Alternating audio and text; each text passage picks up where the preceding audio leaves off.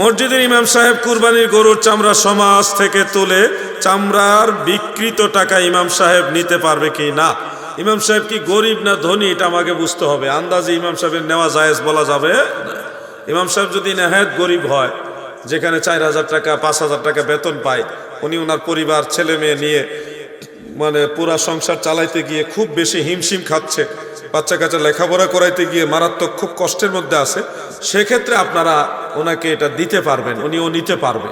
আর ইমাম সাহেব মাশাল্লাহ 18-20,000 15,000টা বেতন পায়, আউট ইনকামও খারাপ না, সব মিলাই এরকম যদি ইমাম হয় তাহলে তার জন্য এটা জায়েজ হবে না।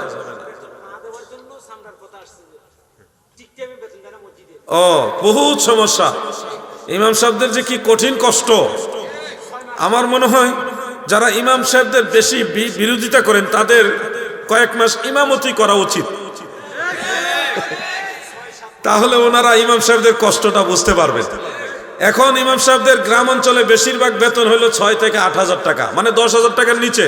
শুনেন না, আমি বেশি কইলাম একটু, 6 থেকে 8,000 টাকা, বেশিরভাগ হলো 10,000 টাকার নিচে। তো এই টাকা দিয়ে তার স্ত্রী, তার ছেলে মেয়ে লেখাপড়া এবং স্ত্রীর ভরণ পোষণ, যাবতীয় ওষুধপত্র, রোগ বেমার, এই সব কিছু কাভারেজ দেওয়া সম্ভব?